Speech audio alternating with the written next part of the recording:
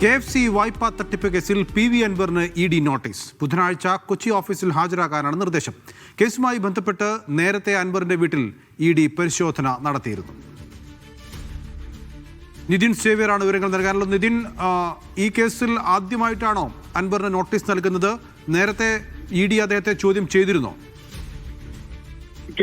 KFC വായ്പാ തട്ടിപ്പുമായി ബന്ധപ്പെട്ട കേസിൽ ആദ്യമായാണ് PV അൻവറിനെ ചോദ്യം ചെയ്യാനായി എൻഫോഴ്സ്മെന്റ് ഡയറക്ടറേറ്റ് വിളിപ്പിക്കുന്നത്. PV അൻവറിനെതിരെ ശക്തമായ തെളിവുകൾ ഉണ്ട് എന്നാണ് ED പറയുന്നത്. ഫിനാൻഷ്യൽ കോർപ്പറേഷനിൽ നിന്നും 2016 മുതൽ PV അൻവർ MLA ആയിരുന്ന കാലഘട്ടത്തിൽ വായ്പ എടുത്തതിലാണ് ഇപ്പോൾ അന്വേഷണം നടക്കുന്നത്. ഈ വായ്പ എടുത്തതിൽ കൃത്രിമം നടത്തിയിട്ടുണ്ട് എന്നാണ് എൻഫോഴ്സ്മെന്റ് ഡയറക്ടറേറ്റ് പറയുന്നത്. ബിനാമിയുടെ പേരിലും ഒരേ വസ്തു തന്നെ ഉപയോഗിച്ചും കൂടുതൽ വായ്പ എടുത്തുവെന്നും ഈ വായ്പ എടുത്ത തുക മറ്റ് ബിസിനസ് ആവശ്യങ്ങൾക്കായി ഉപയോഗിച്ചുവെന്നുമാണ് ED കണ്ടെത്തിയിരിക്കുന്നത്. ഒപ്പം തന്നെ ബിനാമിയുടെ പേരിൽ ബിനാമി ഇടപാടുകൾക്ക് തെളിവ് ലഭിച്ചിട്ടുണ്ട് എന്ന് ED പറയുന്നുണ്ട്. ബിനാമികൾ, അതായത് ഡ്രൈവറിന്റെയും ബന്ധുക്കളുടെയും പേരിൽ ലോൺ എടുത്തിട്ടുണ്ട്. ഈ ബിനാമി ഇടപാടിൽ ഡ്രൈവറിനെയും ബന്ധുക്കൾ അടക്കമുള്ളവരെയും ED ചോദ്യം ചെയ്തിട്ടുണ്ട്. PV അൻവറിന്റെ വീട്ടിലടക്കം 6 സ്ഥലത്ത് നേരത്തെ എൻഫോഴ്സ്മെന്റ് ഡയറക്ടറേറ്റ് പരിശോധന നടത്തിയിരുന്നു. ഇതിൽ വീട്ടിൽ 14 മണിക്കൂർ നീണ്ട റെയ്ഡായിരുന്നു നടത്തിയത്. ഈ റെയ്ഡിൽ കൃത്യമായ വിവരങ്ങൾ കണ്ടെത്തിയിട്ടുണ്ട്, അല്ലെങ്കിൽ തെളിവുകൾ കണ്ടെത്തിയിട്ടുണ്ട് എന്നാണ് എൻഫോഴ്സ്മെന്റ് ഡയറക്ടറേറ്റ് പറയുന്നത്. ബുധനാഴ്ചയാണ് കൊച്ചിയിലെ എൻഫോഴ്സ്മെന്റ് ഡയറക്ടറേറ്റ് ഓഫീസിൽ ചോദ്യം ചെയ്യലിന്